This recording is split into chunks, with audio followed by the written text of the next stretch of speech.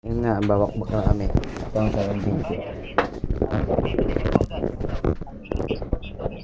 Pwede silang mag-meet or ang gagawin either dito kukuha siya agad yung bigat ng cellphone at lalagay niya doon sa dagan ng cellphone at ibabalot niya to ng maigi para hindi mahalata. At the second step po dito is payment through online. Through Gcash, Bakbak na naman to. bayad is magbabayad agad.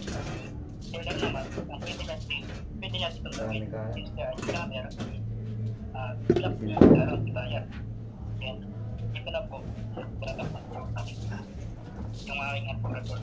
So kung meron po kayong katanungan, pwede po kayo create na comment. Pero kung wala naman po, First reporter po is Ella. Hello po. Rinig po ba? Mahaba pa ba yun sa kanya? Hindi po sa titang po. Oo. Ikaw na yung last. Okay. So we're reading ancient wisdom and modern Hindi si Ate Sarah. ancient roots. Ang ancient roots po is yung tumutukoy sa pinagmulan ng kultura o paniniwala natin. Ito yung mga tuturan natin mula sa mga sinaunang siguro. Para sa akin po, importante na maintindihan natin to kasi dito natin makikita kung paano nahubog yung society ngayon. Kahit modern na yung mundo ngayon, may mga values and lessons pa rin po from the past na relevant hanggang ngayon. Hindi ka pa pala patay. And Gaya. second is the quest for flourishing. Bro, Ito po yung tungkol sa paghahanap ng mas magandang buhay na hindi lang sa pagiging success Gusto mong lumigaya ang iyong well-being. buhay. Hindi lang about sa achievements or money. Tungkol rin po sa personal growth, Yan. happiness, and for me bilang estudyante, ito yung way na mag-aral ng Ang daming mabuti kalat at natin i-improve nakuha. pa yung sarili. And pakita kasi. hanapin kung saan tayo magiging fulfilled sa future. Yan. And next is the technological balance. Ito po yung tamang paggamit ng technology. Yes po, maraming tulong yung technology sa studies and sa Gusto mong lumigaya ang lalo na iyong sa buhay. daily life. Magmahal ka Pero ng bakla. kailangan pa rin ito i-balance. Para Minsan, maramdaman. sobrang tayo sa screen time or dependent sa gadgets na. Ang idea po dito is gamitin ng technology as tool and not let control our lives po. And last is guiding progress. Ah, Ito yung tungkol sa pagdadala Saan? ng direction sa pag-grow. Hindi lahat po ng progress ay automatically na okay agad. Yun lang po. Okay, so meron pa ba yung kasunod? If ever meron pa. Mablas na po, isa na lang po. Hindi. Si Casey po, mablas na po talaga siya. Kanya. Mahaba ba kanya? Wait lang po. Casey? Umalis ko. Summarize na lang. mhm. Azul. Pakisummarize na lang kayo. Kasi mabibitin yan eh.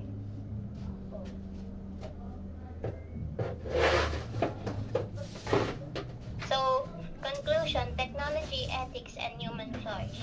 So, think about all the technology you use every day. Your phone, social media, apps for school. This conclusion is all about how we should think about all technology from the simplest to the most advanced and why it matters in our lives.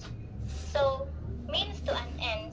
So, here what that means. So, technology isn't important just because it's cool or new. It's tool. Katulad na lamang ng hammer. A hammer, hindi naman ito kusang gumagawa ng bahay.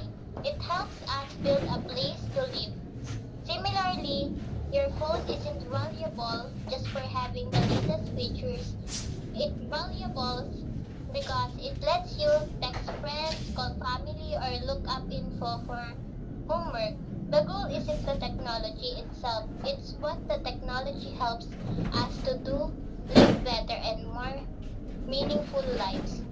Next one Balik na is natin yung ano. the needs Alin? for ethics.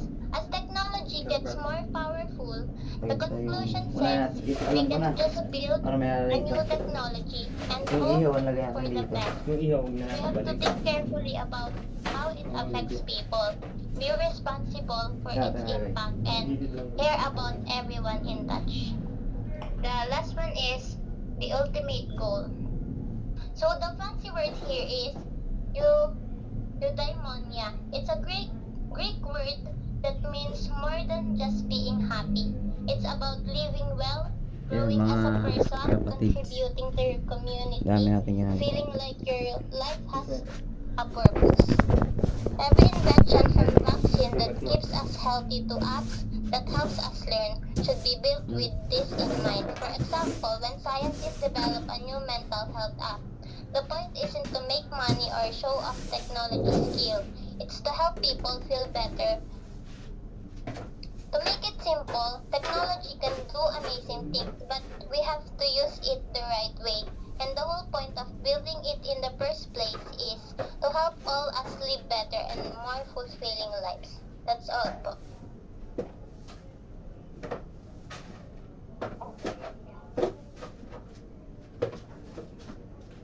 Very good tong group na to.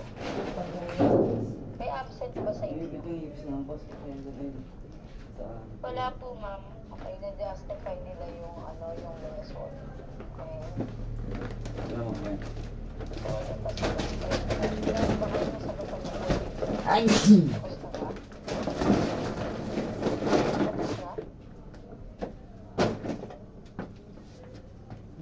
Tapos na kayo. Okay, so, sige, screenshot muna tayo. 1, 2, 3, smile.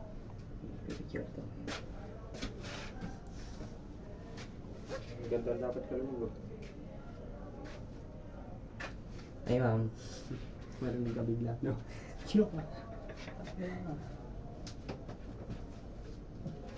Saan nila? Natatanggal ba to? Okay, so, yung magbibigay tayo sa Ano rin yan? no, regarding topic, text meeting ko na lang dyan. Kaya mo ba? Okay, yung mga insights ko regarding sa discussion niyo. Sinong next na, anong chapter yan ni Slingad tong kanila? 10. Ano po, until chapter 4 na po. Matanda na Yung yun. kanila, last na yun, di ba? Opo, last na yung chapter niyo. Opo. So, next meeting, siguro, hindi mo na ako mag-start Exam. midterm. So, check ko muna kung sino yung mga hindi dito nakapag-take ng exam. Kung Utang. ay parang mention sa inyo. Alam mo na mga kuya. Okay, hindi Maraming mo salamat sa na inyo. secretary. Babay na muna. Ingat na sa'yo ko sa sabog. Maraming salamat. Bye-bye.